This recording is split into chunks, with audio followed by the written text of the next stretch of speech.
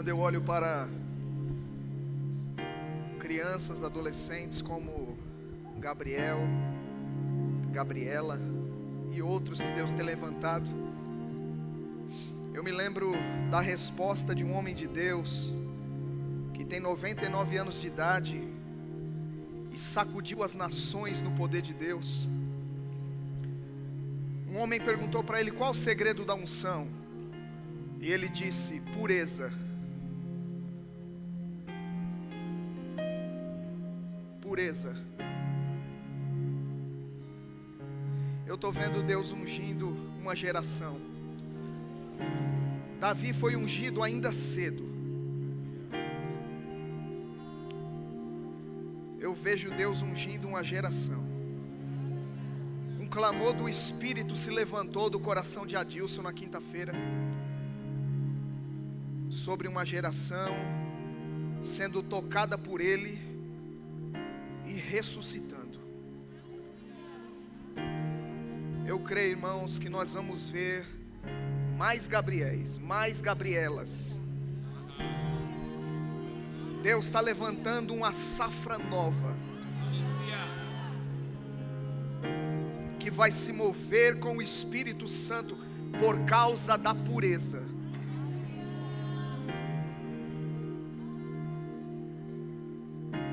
Então, se guardem para o Senhor. Se guardem para o Senhor. Se preservem para o Senhor. Porque a unção vai marcar crianças, adolescentes e jovens que vão ousar ser diferentes no meio de uma geração corrompida.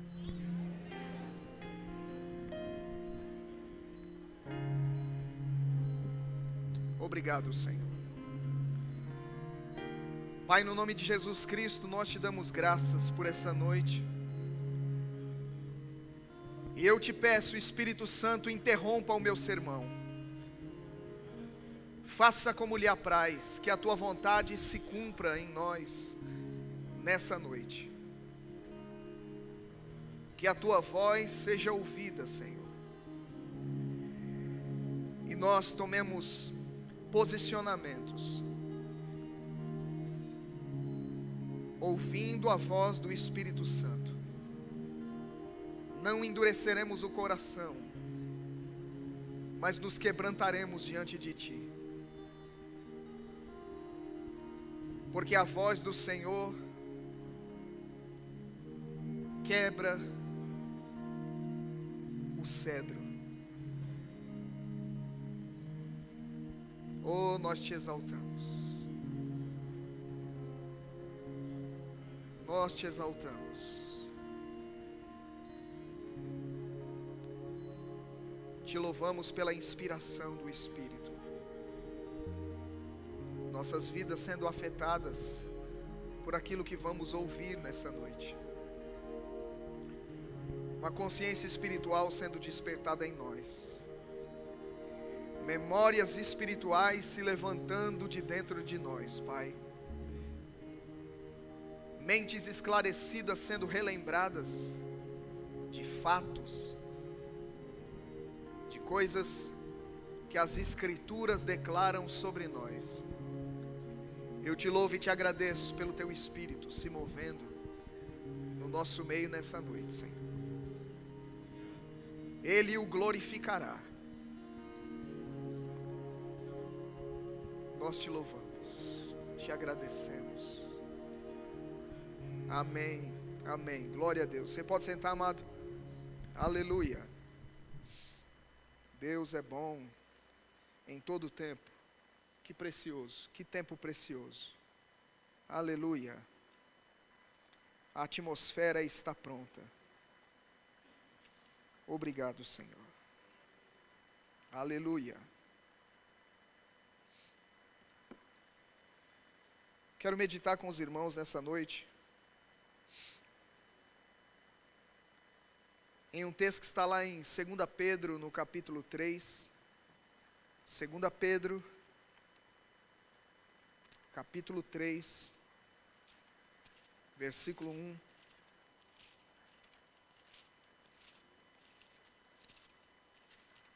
O Espírito do Senhor inspira Pedro, e ele fala coisas concernentes aos dias que nós estamos vivendo.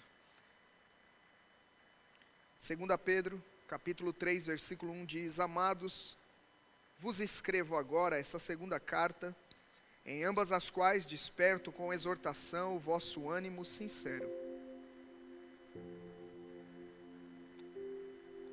para que vos lembreis das palavras que primeiramente foram ditas pelos santos profetas, e do nosso mandamento como apóstolos do Senhor e Salvador. Sabendo primeiro isto, que nos últimos dias virão escarnecedores, andando segundo as suas próprias cobiças, e dizendo: onde está a promessa da sua vinda? Porque desde que os pais dormiram, todas as coisas permanecem como desde o princípio da criação. Eles voluntariamente ignoram isto, que pela palavra de Deus, já desde a antiguidade, existiram os céus e a terra, que foi tirada da água e no meio da água subsiste, pelas quais coisas pereceu o mundo de então, coberto com as águas do dilúvio. Mas os céus e a terra que agora existem pela mesma palavra se reservam como tesouro e se guardam para o fogo até o dia do juízo e da perdição dos homens ímpios. Mas, amados, não ignoreis uma coisa, que um dia para o Senhor é como 1000 anos, e 1000 anos como um dia.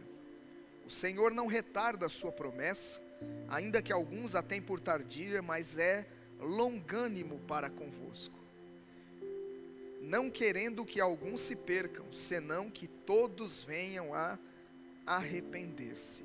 Amém? Então, nós vimos um texto onde, pelo espírito de profecia, Pedro traz uma exortação e fala sobre homens que se levantariam nos nossos dias, escarnecendo de coisas, escarnecendo da nossa fé em Deus, escarnecendo da nossa expectativa, nossa bendita esperança, porque de fato, este escárnio está baseado na bendita esperança que temos. Esses homens que se levantam nos nossos dias questionam: onde está a promessa da sua vinda? Afinal de contas, desde que minha avó era criança, já se dizia que Jesus vem. Então minha mãe também cresceu, e cadê Jesus? Uma geração que se levantou escarnecendo da nossa bendita esperança. E nesse contexto, Pedro se levanta declarando: o Senhor não retarda a sua promessa, ainda que alguns a tenham por tardia, mas é longânimo para convosco. O que Pedro está dizendo aqui implicitamente? Ele está dizendo: se ele não voltou até agora, é por causa de algo chamado longanimidade. E esta longanimidade de Deus vai fazer com que Ele dê oportunidade para arrependimento, porque Pedro mesmo declara: não querendo que alguns se percam, senão que todos venham a arrepender-se. Então veja, essas coisas não aconteceram segundo uma promessa feita ainda, porque o Senhor é longânimo para convosco. Deus espera que mais pessoas se arrependam. A Bíblia diz que é a vontade de Deus que todo homem seja salvo e que chegue ao pleno conhecimento da verdade. Então Deus está dando a oportunidade à humanidade de se voltar para Ele, de se arrepender. É interessante que a Escritura nessa parte vai falar sobre algo que acontece no princípio, um juízo que foi liberado sobre a terra chamado dilúvio. A Bíblia mostra que em Gênesis capítulo 6, a maldade encheu a terra, uma medida foi cheia, a ponto de atrair um juízo, e Deus anuncia que a terra seria julgada, mas antes do juízo se manifestar, Deus levanta um pregador, como oportunidade para que aquelas pessoas se arrependessem. É interessante, irmãos, que nesse contexto, em Gênesis no capítulo 6, Deus está anunciando estas coisas. Juízo aconteceria por ocasião da maldade ter enchido a terra. Deus está levantando o homem para construir uma arca, e esse homem, no processo da construção da arca, prega. Ele prega para que as pessoas tomem consciência e elas se arrependam, e elas aceitem a provisão de Deus, o livramento de Deus para aqueles dias. Então Noé prega todo aquele tempo da construção da arca, e segundo os estudiosos, ele leva 100 anos para construir aquela embarcação. 100 anos, pelo menos. Agora é interessante que tem alguém vivendo naquela época chamado Matusalém. Matusalém, segundo a história bíblica, é o homem que mais viveu sobre a face da terra. Os dias de Matusalém são 969 anos. O que me chama a atenção nesse personagem que surge nessa história é que o nome de Matusalém significa: ele morre até que.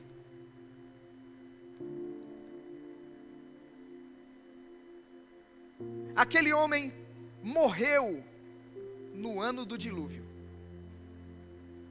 Aquele homem viveria até que algo se manifestasse. Até que o quê? Até que o juízo viesse. Então, para ser mais preciso, esse nome, Matusalém, significa: quando ele morre, haverá um derramamento. Em outras traduções bíblicas é Metusalém, em outras Matusalém, não importa. O que importa é que esse nome no original significa: quando ele morre, haverá um derramamento. Não é interessante, não te chama a atenção o fato desse homem viver tanto tempo e quando ele morre há um derramamento? O que significa? Que Deus segurou o máximo para que juízo não viesse sobre os homens. Isso se chama longanimidade, misericórdia. Ele segurou o máximo para que aquilo que ele anunciou que viria por causa da maldade que encheu a terra, não viesse.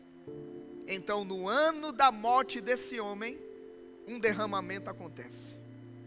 As águas são despejadas sobre a terra e o juízo se manifesta. Agora, o fato de entender o nome de Matusalém e perceber que levou tempo até que o juízo se manifestasse, me revela que Deus não está com pressa de julgar. A Bíblia diz em outra parte que a misericórdia triunfa sobre o juízo. Nós estamos falando de um Deus misericordioso. E é sobre esse Deus misericordioso que eu quero falar um pouco nessa noite. Então nós percebemos algumas coisas nas Escrituras, algumas citações do próprio Deus, de homens de Deus, a respeito desta misericórdia atribuída a Deus. Nós vemos uma oração lá em Abacuque capítulo 3, versículo 2, se você puder abrir lá, Abacuque capítulo 3, versículo de número 2.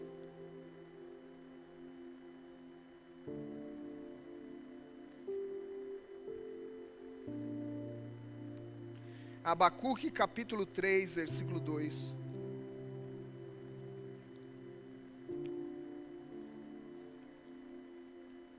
Está escrito: ouvi, Senhor, a tua palavra e temi. Aviva, ó Senhor, a tua obra no meio dos anos.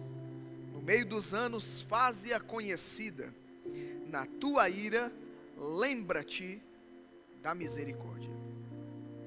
Estamos falando de um Deus misericordioso, um Deus tardio em irar-se, mas grande em benevolência.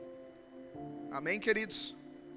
O fato é que a Bíblia está cheia de textos que mostram Deus como sendo misericordioso, como sendo bondoso.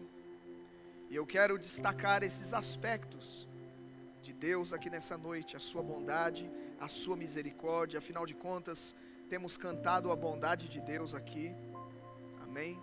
E o Espírito Santo tem nos inspirado nessa direção, nesse dia de hoje. Nós recebemos uma palavra fantástica pela manhã, uma palavra falando sobre Cristo sendo o centro das nossas vidas. E nós fomos aqui quebrantados pelo Senhor nessa consciência. Vimos a bondade de Deus se manifestar ao longo da nossa vida, ao longo da nossa trajetória. Quantas oportunidades nos foram dadas, irmãos, de começar e também de recomeçar. A Bíblia diz que Ele não nos trata segundo os nossos pecados. Assim como o Oriente dista do Ocidente, assim Ele afastou o pecado de nós. Sabe, Deus não é aquele retratado pela religião, alguém pronto a julgar o homem imediatamente quando ele erra. Não, irmãos, existe algo em Deus chamado misericórdia, longanimidade, que concede tempo. E nós vamos perceber que até o arrependimento é dádiva divina. Até o arrependimento é obra do Espírito em nós. Então tudo vem dele, irmãos. Ele nos amou primeiro. A iniciativa dele ao nosso respeito é uma iniciativa, uma atitude de amor e compaixão sempre. Você vai encontrar vários textos na Escritura revelando este coração de Deus para conosco, amém? Tem um texto lá em Romanos, no capítulo 2, versículo 4, Romanos capítulo 2, versículo 4, gostaria que você abrisse lá também. Vamos ler algumas citações, construir algo aqui, e depois nós vamos agradecer a esse Deus tão maravilhoso, tão misericordioso. A Bíblia diz que as misericórdias do Senhor são a causa de não sermos consumidos. Amém, queridos? Nós estamos aqui nessa manhã, ou nessa noite, nesse dia, que seja. O fato de ter acordado hoje significa que Deus não terminou o que começou com você. Aleluia, aquele que começou uma boa obra vai completá-la até o dia de Cristo. Então tem mais de Deus para nós, Ele quer fazer algo ainda. Aleluia. Romanos 2,4 diz: ou desprezas tu as riquezas da sua benignidade, e paciência e longanimidade, ignorando que é a benignidade de Deus que te leva ao arrependimento? Veja que não é porque somos bons demais, não, Ele que é bom demais. Está dizendo, é a benignidade dEle que nos leva ao arrependimento. A Bíblia diz que o Espírito Santo é aquele que convence o homem do pecado, da justiça e do juízo. Nós, antes de entregarmos a nossa vida a Cristo, passamos por algo chamado arrependimento de obras mortas. Nos arrependendo, reconhecendo a nossa condição sem Ele, a graça dEle nos alcançou, nós fomos feitos novas criaturas em Cristo Jesus, as coisas velhas se passaram, tudo se fez novo. Mas sabe, não fosse o agir dEle em nós, irmãos, nem isso teríamos alcançado.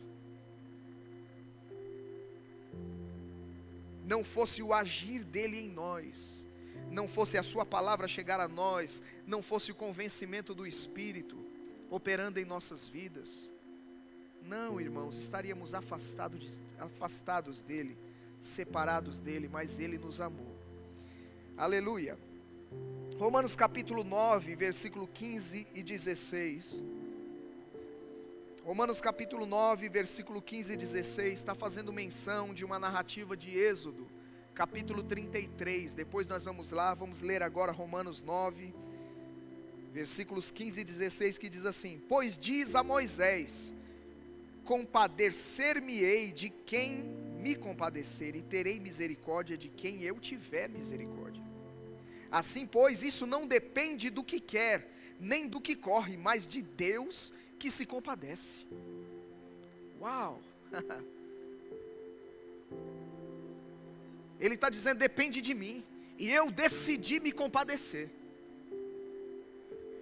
Eu quis me compadecer. Oh, mas eu não mereço, não importa, Ele quis.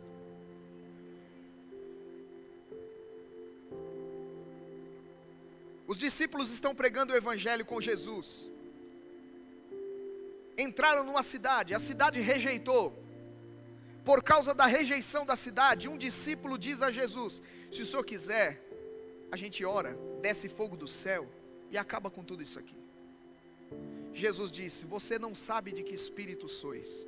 O Filho do Homem não veio para destruir a alma dos homens, e sim para salvá-la.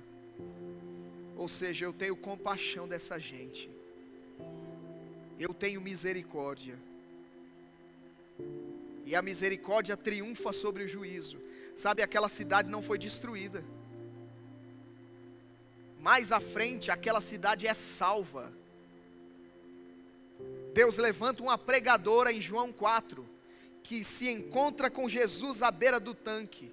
Aquela mulher tem uma experiência com a unção profética que fluía na vida de Jesus. Ela diz: eu achei o Messias. Ela volta para sua cidade dizendo isso. A cidade inteira vem para ver. Atos capítulo 8, Filipe entra na cidade, prega o Evangelho. A Bíblia diz que havia grande alegria naquela cidade. Salvação em massa. Um pouco mais à frente, pelo fato da cidade ser salva e não ter ainda recebido o batismo com o Espírito Santo, os apóstolos são enviados para lá e impondo mãos, aquelas pessoas são cheias do Espírito.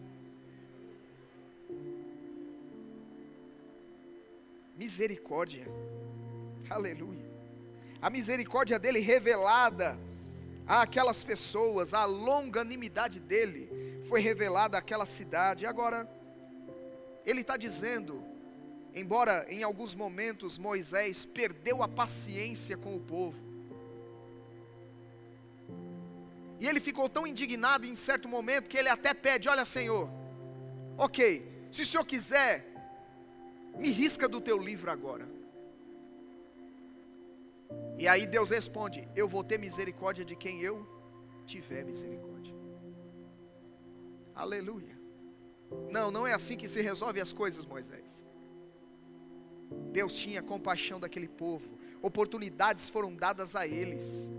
E lá em Êxodo capítulo 33, Moisés começa a clamar a Deus dizendo: olha, então ok, Senhor, se eu tenho achado graça aos teus olhos, me mostra a sua glória. Me mostre a sua glória. Deus diz: ok, Moisés, eu vou te colocar na rocha, na fenda da rocha, e eu vou passar diante de você com toda a minha bondade. E é interessante que no capítulo 34, Deus está cumprindo o que combinou com Moisés. Moisés está lá no lugar combinado, esperando Deus passar. E a Bíblia diz que quando Deus passa, versículo 6 diz: e passando o Senhor por diante dele, clamou. Clamou quem? Moisés clamou: Senhor, Senhor Deus, compassivo, clemente e longânimo, e grande em misericórdia e fidelidade. Uau! Olha o clamor de Moisés, olha o que ele diz a respeito de Deus: compassivo, clemente, longânimo, grande em misericórdia e fidelidade. Aleluia. Estamos falando de um Deus misericordioso, que deu e continua dando a nós oportunidades. Abrimos o ano falando profeticamente sobre um ano de retornos e recomeços. Eu quero dizer para você que ainda há tempo.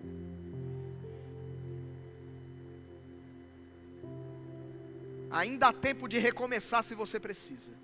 Lembra-te de onde caíste e arrepende-te.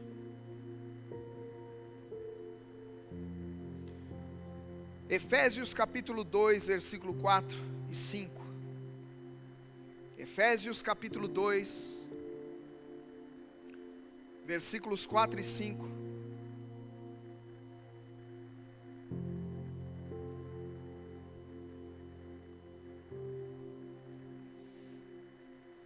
Diz assim: mas Deus, que é riquíssimo em misericórdia. Diga comigo: Deus é riquíssimo em misericórdia. Pelo seu muito amor com que nos amou, estando nós ainda mortos em nossas ofensas, nos vivificou juntamente com Cristo, pela graça sois salvos. Eu gosto dessa tradução, Almeida Corrigida Fiel: riquíssimo em misericórdia. Então veja que nós estamos falando de um Deus, irmãos, paciente. Não um Deus irado apresentado pela religião. As pessoas estão dizendo para as outras: oh, Deus está irado com você. Quando Deus disse: eu é que sei que pensamentos tenho a vosso respeito, diz o Senhor, pensamentos de paz e não de mal, para vos dar o fim que desejais. Estamos falando de um Deus que está aguardando. Olha o retrato daquele pai em Lucas capítulo 15.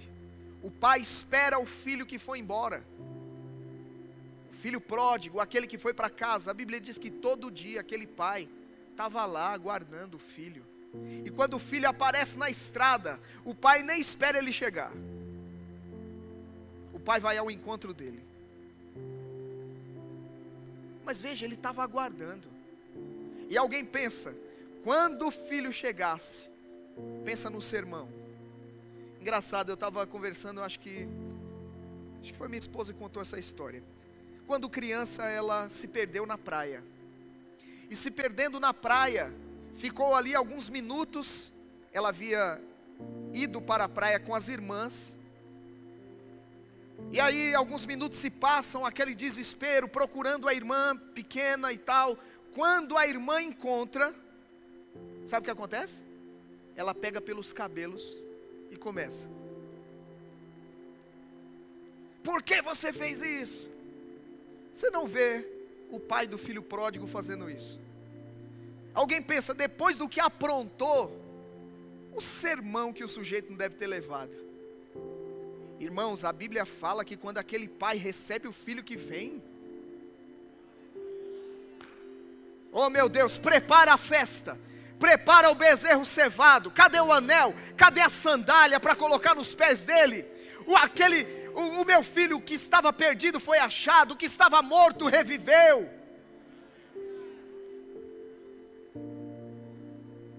Você não vê acusação, você não vê o pai esfregar na cara os erros dele. Não, aquele filho se arrependeu. Ele, indo ao encontro do pai, disse consigo mesmo: eu vou dizer para o meu pai, pequei contra o céu, contra ti, já não sou digno de ser chamado teu filho, me faz um dos seus trabalhadores. E ele volta para casa, e ele está arrependido de fato, e o pai o recebe, mas em nenhum momento você vê o pai esfregando os erros dele na cara dele. Deus disse ao nosso respeito, irmãos: dos seus pecados não me lembrarei mais. Ele lança no mar do esquecimento. Aleluia. Abra sua Bíblia em Tito, capítulo 3, versículo 5.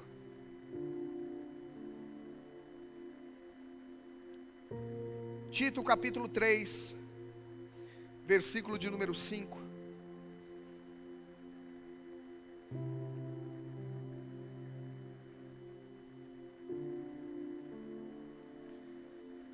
Diz assim: não por causa de atos de justiça por nós praticados, mas devido à sua misericórdia, Ele nos salvou pelo lavar regenerador e renovador do Espírito Santo. Veja, não foi pelas obras que fizemos, não foi por aquilo que você deixou de fazer, sabe? Muitas pessoas pensam que salvação é por obras feitas ou por práticas deixadas. Não, a Bíblia está dizendo aqui, irmãos, não por causa de atos de justiça por nós praticados, mas devido à sua misericórdia. Ele teve misericórdia de nós. Jesus, olhando para as multidões, ele dizia: eu tenho compaixão dessa gente, eles são como ovelhas que não têm pastor. É o coração de Deus revelado aos homens através de Jesus. Como é que Deus vê as pessoas? Ele tem olhos de compaixão, olhos misericordiosos. Estava ouvindo, ou lendo na verdade, não ouvindo, um testemunho de um homem num país fechado para o evangelho. E aquele homem veio para aquela cruzada a fim de matar o pregador. Ele era ortodoxo dentro da sua religião, não cria em Jesus, e ele veio com o propósito de exterminar o pregador que veio falar do amor de Deus. E enquanto aquele pregador na plataforma falava do amor e da misericórdia e da bondade de Deus, aquele homem no seu lugar, no meio da multidão, olhos fechados, rilhando os dentes contra o pregador, esperando apenas um momento ideal para matá-lo. Quando ele abre os seus olhos, tinha um homem diante dele com as mãos furadas, mostrando as mãos para ele. Os olhos dele não eram olhos de condenação, não eram olhos de juízo, eram olhos de compaixão. E aquele homem relata que quando os olhos dele cruzaram com os olhos de Jesus, ele se quebrantou. Ele mudou de ideia. Agora o desejo não era mais matar o pregador, o desejo agora era agradecer o pregador, que veio trazer uma mensagem de misericórdia, de compaixão, de oportunidade para aquelas pessoas. E no final aquele homem vem contar o seu testemunho na plataforma: eu vim para te matar, mas enquanto você falava do amor de Deus, eu vi Jesus. E ele olhou para mim com tanta misericórdia, com tanta compaixão, que eu me rendi a ele. Aleluia. Então, irmãos, ele é misericordioso. Ele tem concedido oportunidades às pessoas para que elas se voltem para ele. Vejam outro texto, Hebreus capítulo 4, versículo 16. Para nós, que somos seus filhos, que estamos servindo a Deus, que estamos na sua casa, que estamos envolvidos na sua obra, sempre que necessário, amado, nós temos dele provisão nessas áreas. Veja Hebreus capítulo 4, versículo 16. Diz assim: assim aproximemo-nos do trono da graça com toda a confiança, a fim de recebermos misericórdia e encontrarmos graça que nos ajude no momento da necessidade. Uau!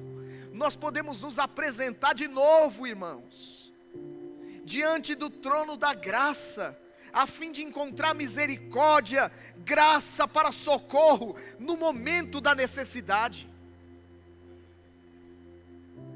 com confiança, não com medo de ser destruído. Quando erramos, não devemos fugir de Deus, nós devemos correr para Deus, nos colocar diante dele, nos arrependermos, resolvermos as coisas. A Bíblia diz, irmãos, João declarou: se confessarmos os nossos pecados, ele é fiel e justo para nos perdoar os pecados e nos purificar de toda injustiça. Mas pensamos pecado, aquelas coisas cabeludas. Deixa eu dizer, irmão, a Bíblia diz que aquele que sabe fazer o bem e não o faz, peca. Quantas vezes pecamos por omissão? Poderíamos fazer algo e não fazemos. Então pecamos, nos omitimos, não andamos em amor, criticamos, nos negamos a perdoar. Quantas coisas, irmãos, no nosso dia a dia, muitas vezes, pelo fato de serem corriqueiras, no nosso entendimento, vão nos acumulando, vão nos enchendo, vão comprometendo o nosso relacionamento com Deus, mas não precisamos andar assim. Podemos lançar mão de novo do benefício do sangue. O sangue que nos purificou um dia, nos purifica ainda. Nesse tempo, hoje, se precisarmos, Ele entra em operação e nos deixa novamente alvos, como a neve. Aleluia. Então, querido, nós podemos desfrutar desse benefício disponível em Deus. Agora, não é um lugar para se viver constantemente. Como é que você está, irmão? Eu estou pela misericórdia. Então as pessoas vão errando conscientemente. Há um perigo em viver voluntariamente na prática do pecado. Primeiro que isso nem é para filho de Deus. A Bíblia diz que aquele que nasceu de Deus não vive na prática do pecado. Antes o que de Deus foi gerado, conserva-se a si mesmo puro, e o maligno não lhe toca. Amém, irmãos?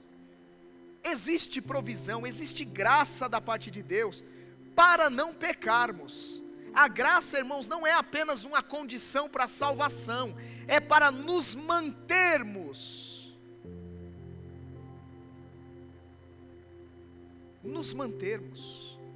numa vida de santidade, numa vida que agrada a Deus. É uma habilidade divina em nós, ela nos capacita a não vivermos uma vida no pecado, porque vai comprometer o nosso relacionamento com Ele. Então nós podemos desfrutar da graça, mas também podemos desfrutar da misericórdia divina. A Bíblia está falando aqui em Hebreus capítulo 4, que existe misericórdia e existe graça disponível para o momento da necessidade. Aleluia. Então, querido, errando, não devemos fugir, não devemos abandonar tudo. Não, eu vou deixar a igreja agora, não vou deixar a comunhão. Não, irmãos, nós vamos nos voltar para Deus, nós vamos buscar ao Senhor, nós vamos resolver as coisas, e seremos restaurados por Ele. À continuidade, a um recomeço se necessário. Aleluia, glória a Deus. Porque precisamos entender João 3,17, veja comigo João capítulo 3, versículo 17, glória ao nome do Senhor. João capítulo 3, versículo 17.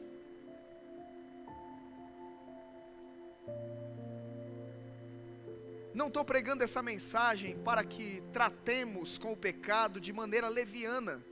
De maneira alguma, irmãos. Precisamos entender a seriedade do pecado, o que ele causa na nossa vida, o que ele provoca no nosso relacionamento com Deus. Vai macular a nossa integridade espiritual. Mas veja o que a Bíblia diz em João 3,17: porque Deus enviou o seu Filho ao mundo, não para que julgasse ao mundo, mas para que o mundo fosse salvo por ele. Então Jesus não foi enviado para julgar, Jesus foi enviado para salvar, irmãos.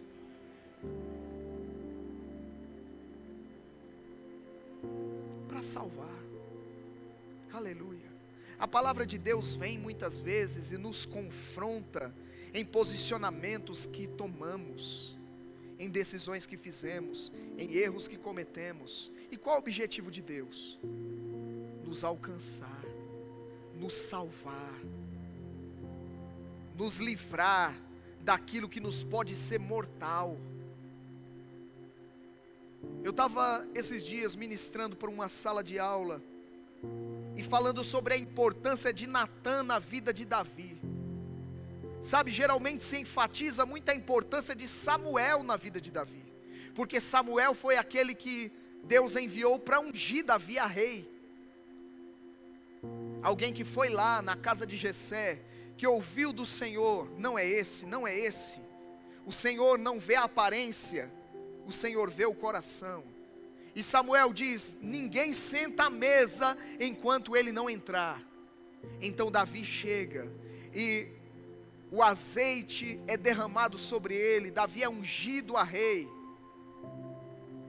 Samuel tem um papel importante, relevante na vida de Davi. foi alguém que fez parte de uma mudança drástica na vida dele, porque quando o óleo veio sobre ele, ele deixou de ser o mesmo. Ele foi ungido naquele dia. Anos se passam, aquele homem se assenta no trono da nação de Israel. Aquele homem, um homem de batalhas, vence muitas delas com a ajuda do Senhor.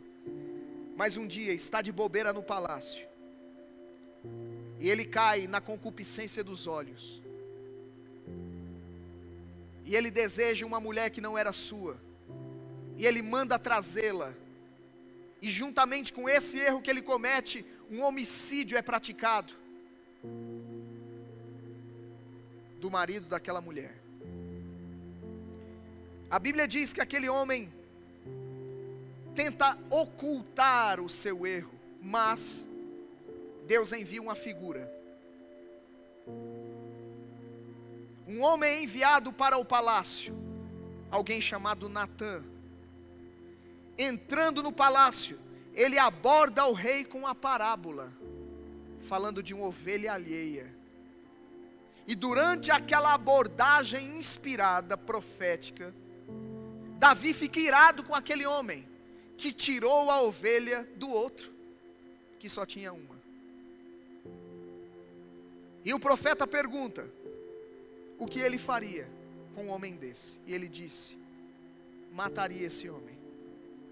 É quando o profeta se volta para ele e diz: esse homem é você. Então Davi toma consciência da gravidade do seu erro, se quebranta diante de Deus, se arrepende. Mas se não fosse Natã para ir até Davi, o que foi aquele envio senão a expressão da misericórdia de Deus para com a vida de Davi? A misericórdia de Deus revelada no envio de um homem, para que ele não morresse no seu pecado, no seu erro. Então Deus vai levantar homens. Deixa eu dizer uma coisa, irmão, o Deus que enviou Samuel para Davi, enviou Natã também. Seja grato pelos Natãs que Deus enviar na tua vida. Pessoas que direta ou indiretamente vão te livrar da morte com a palavra de Deus na sua boca.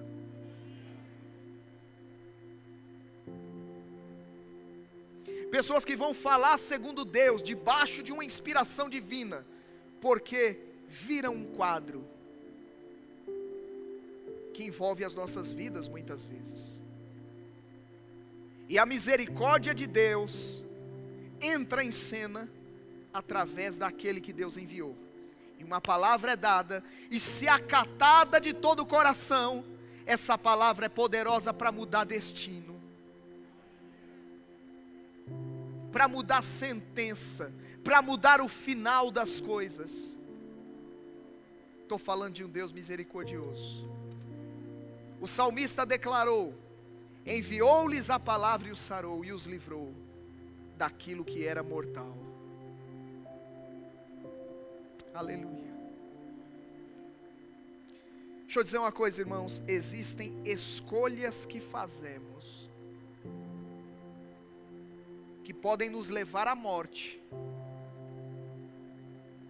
Não apenas uma morte literal, mas a morte de um chamado divino.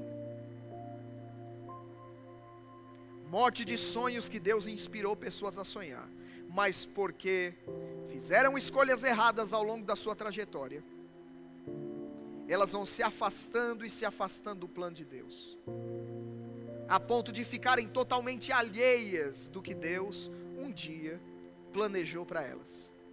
A Bíblia diz que há caminhos que para o homem parecem direito, mas o final conduz à morte. Coisas que pessoas idealizam, arquitetam, planos que elas fazem, que estão afastando a elas, cada dia, daquilo que um dia Deus planejou. Mas a misericórdia de Deus entra em cena. E antes dessa pessoa se perder totalmente no caminho, uma voz profética se levanta. uma voz profética é colocada no seu caminho, na sua trajetória, para mostrar uma plaquinha chamada retorno. Retornos. É tempo de retornos e também de recomeços. A nossa teologia não permite cantarmos algumas canções que cantávamos no passado. Mas em momentos e momentos específicos da nossa vida, dependendo da nossa condição, nós deveríamos cantá-las de novo. Quero voltar ao início de tudo, encontrar-me contigo, Senhor. Quero rever meus conceitos e valores, eu quero reconstruir. Vou regressar ao caminho, vou ver as primeiras obras, Senhor. Eu me arrependo, Senhor, me arrependo, Senhor, me arrependo. Para mim não dá.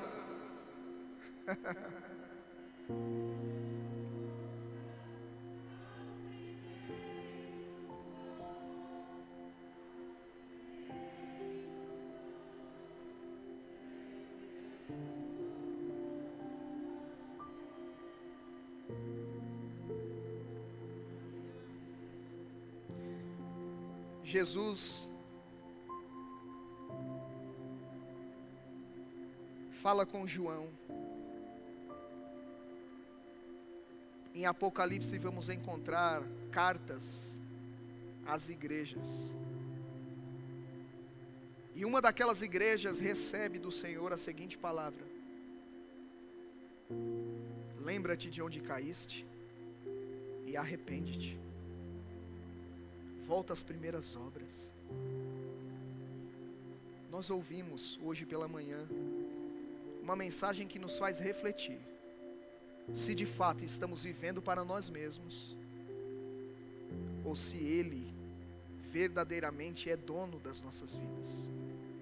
A Bíblia diz, irmãos, que tendo sido salvos por Ele, já não devemos mais viver para nós mesmos, mas para aquele que por nós morreu e ressuscitou. Mas quantas vezes estamos no senhorio das nossas vidas, assumimos de novo o governo dela, e queremos agora dizer para Deus, é o barro dizendo para o oleiro: não, assim não, Senhor, para lá não, para cá não, desse jeito não. Barro contendendo com o oleiro. Mas sabe, irmãos, Ele é tão misericordioso.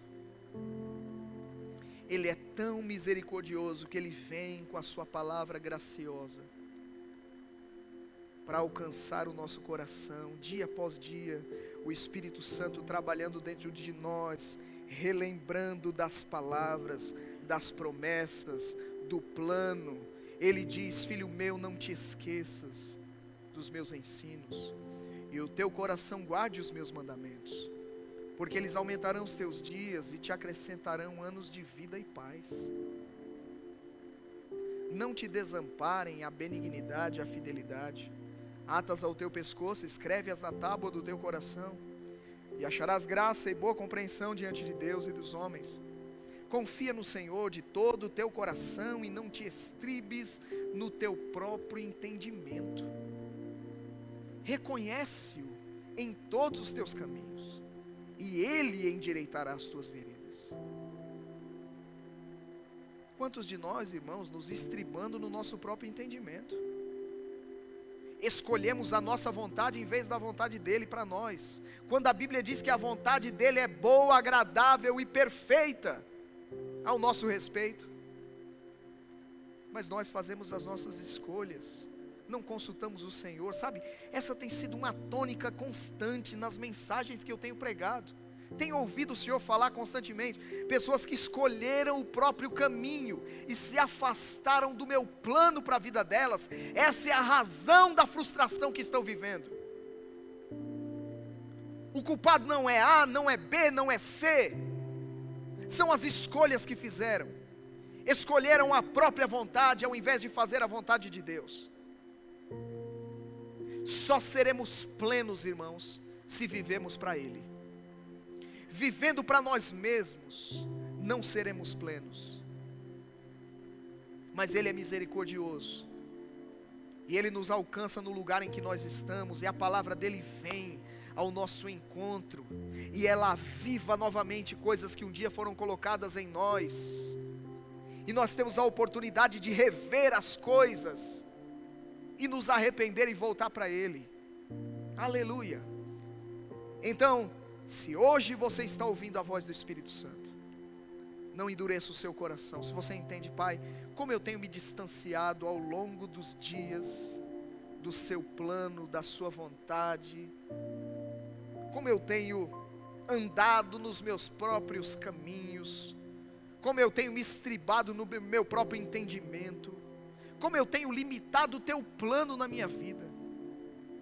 Sabe, querido, se você tem entendido que tem andado dessa maneira, essa é uma noite de cair em si e voltar para a casa do Pai. Correr para Ele e dizer: Pai, eu estou disposto a começar de novo.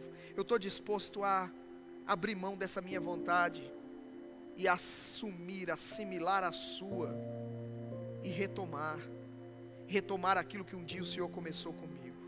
Você pode ficar em pé, amado, dessa hora. Nós vamos orar, nós vamos nos consagrar mais uma vez ao plano de Deus, porque consagração, irmãos, não é um ato único em nossas vidas. Devemos constantemente consagrar a nossa vida, o nosso coração a Deus, aceitar o plano dEle para nós.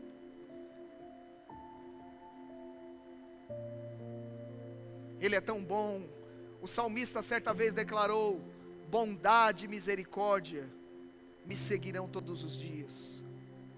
Que essa seja uma oração constante, que essa seja uma declaração nossa, que a bondade do Senhor e a misericórdia dEle me sigam todos os dias. Você verá livramentos, você verá o favor, a boa mão dEle agindo em seu favor. A partir do momento que reconhece o Senhor em todos os seus caminhos, você verá coisas sendo desembaraçadas, coisas sendo endireitadas. Muitas coisas que estamos pelejando para resolver na força, resolveremos com louvor, ação de graças, com reconhecimento do Senhor, com adoração a Deus, adorando o Deus misericordioso, adorando o Deus longânimo. Batalhas são vencidas nesse lugar chamado adoração, um lugar onde nós reconhecemos a Deus, um lugar onde nós cantamos a bondade e a misericórdia dEle.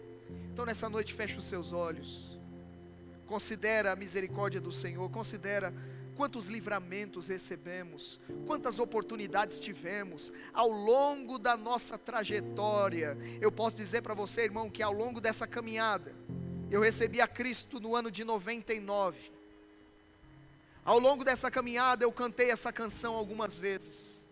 Quero voltar ao início de tudo. Senhor, me perdoe, eu me arrependo dos caminhos que eu decidi trilhar, e a graça dEle me alcançou novamente, e o favor dEle, e a unção dEle, e oportunidades foram dadas, e eu pude seguir em frente. Sabe, irmãos, por causa de erros cometidos, eu conheço pessoas que desistiram de si mesmas, desistiram do plano de Deus para a vida delas. Mas sabe, mesmo quando Pedro negou Jesus, após o seu arrependimento, quando Jesus ressuscita e se encontra com Pedro, ele diz para Pedro: apacente as minhas ovelhas. Ou seja, eu não desisti do plano, o plano é o mesmo, eu não mudei de ideia ao seu respeito. Aleluia. Deus não mudou de ideia ao seu respeito. Oh pastor, mas eu estive longe. Não importa, Ele diz paz para os que estão longe e paz para os que estão perto. Mas Ele está chamando pessoas para perto de novo. Oh, aleluia, reconhece a bondade dEle nessa noite. Levanta as suas mãos, rende graças ao Senhor.